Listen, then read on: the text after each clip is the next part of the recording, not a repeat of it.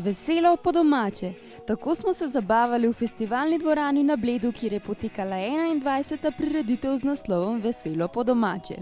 Prirejajo folklorno društvo Bled z Antonom Repetom, ki nam je zaupal, kako je nastala ideja za organizacijo dogodka.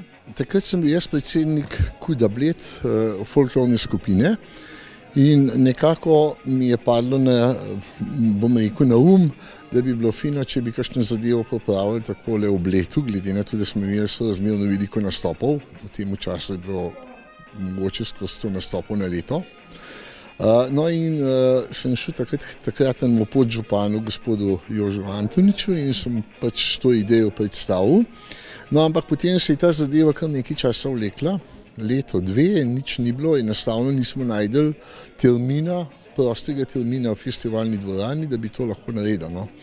In pol nekako po 2 letih me je poklical, pa prav, poslušaj, imamo termin, to bi bilo lahko 29. december, pa če želite, smo rekli, kako da ne, to je res eden najlepših terminov. No in takrat smo začeli, sicer začetek je bil težek, malo so nas je malo neresno, folklora pa organizira pa tak koncert in tako naprej. No, ampak s časoma se je to pokazalo, da je bilo zelo pozitivno. Recimo danes smo v situaciji, ko se nam nastopajoči sami ponujajo. In to nam predstavlja veliko, bom rekel, nekako veliko zadovoljstvo, da smo to dosegali. Prireditev je vedno znova zares nekaj posebnega, saj se vsako leto v folklornemu društvu Bled na odru pridružijo drugi glasbeniki. Letos smo povabili hišni ansambel Avsenik, potem ansambel Jureta Zajca, potem skupino Suhe hruške, potem je kot humoristična točka bo šola Bistra Buča iz Metlike oziroma iz Radovice pri Metliki. Potem imamo presenečenje, imamo enega fanta, Tima Gornerja. To se bo videli, on bo nekako presenečenje te prireditve. In pa seveda naša folklorna skupina oziroma plesalci folklornega društva Bled. Organizacija takega velikega dogodka pa ni mali zalogaj.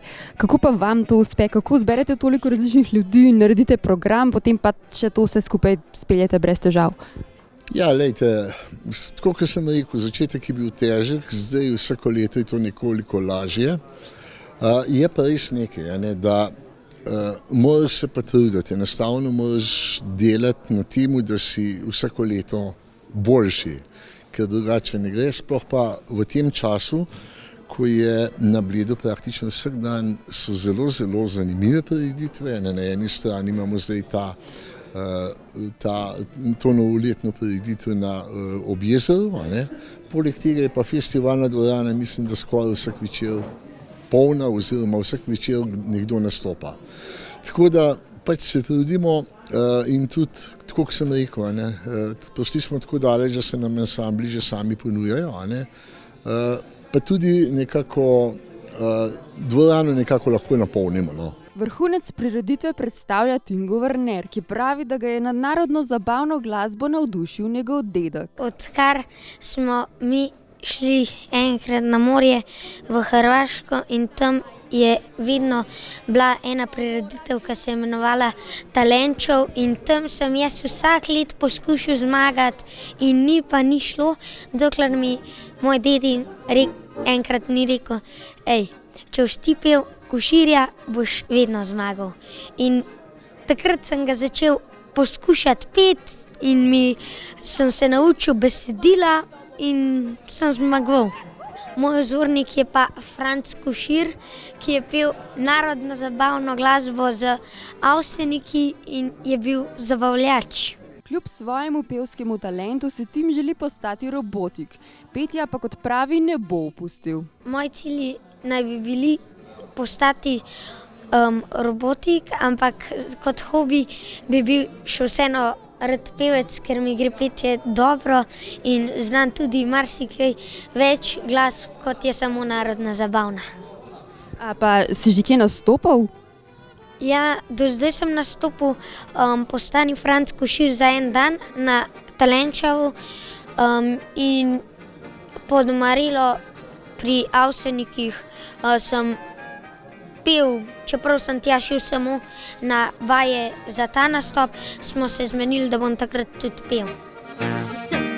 Zidar veljam za 3, saj si, da vse, kar kdo želi, od hiš in vil in vse, kar hočete, brez pirade, lomi od ne gre.